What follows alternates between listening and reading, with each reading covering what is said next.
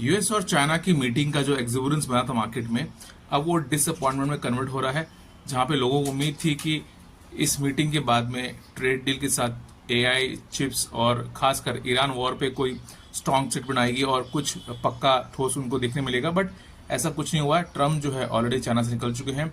उनके बीच सिर्फ basic statement के अलावा ऐसा कोई स्टेटमेंट नहीं आया ऑफिशियल जहां से लगे कि मार्केट में कोई डील जो है डन हुई। यहाँ पे ईरान पे कोई स्ट्रांग स्टेटमेंट आया है, कुछ भी ऐसा नहीं हुआ। तो मार्केट में डिसअपॉइंटमेंट बढ़ गया है। वहीं पर अगर आप देखें तो इसराइल और लेबनान का सीज फायर 45 डेज एक्सटेंड हो चुका है, पर उसका कोई मायने रखता नहीं बिकॉज दोनों में अभी भी अटैक्स जारी हैं।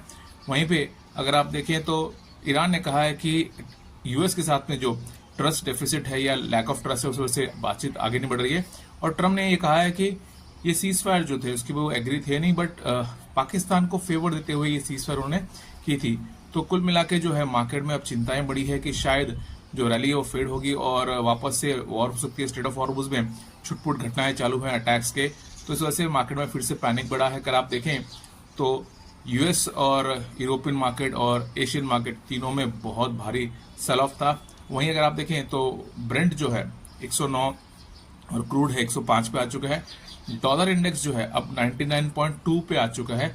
और वहां पे यूएस में जो रिटेल सेल्स और इन्फ्लेशन डाटा था वो काफी स्ट्रांग था, उस वजह से वहां पे ऐसा कयास लगाया जा रहा कि रेट हाइक्स होगी। तो इस चलते मार्केट में पैनिक और बढ़ गया है। कल अगर आप देखें तो गोल्ड में 3%, तो सिल्वर में 9% ज्यादा गिरावट थी। हमारा ये मानना है कि जो ब्रेकआउट दिया था सिल्वर और गोल्ड में वहीं पे सपोर्ट हो सकता है। गोल्ड में करीबन 1,55,56 का सपोर्ट है और वहीं पे सिल्वर में जो है 2,60,65 का सपोर्ट बन सकता है, जहां पे आप बाय ऑन डिप कर सकते हैं।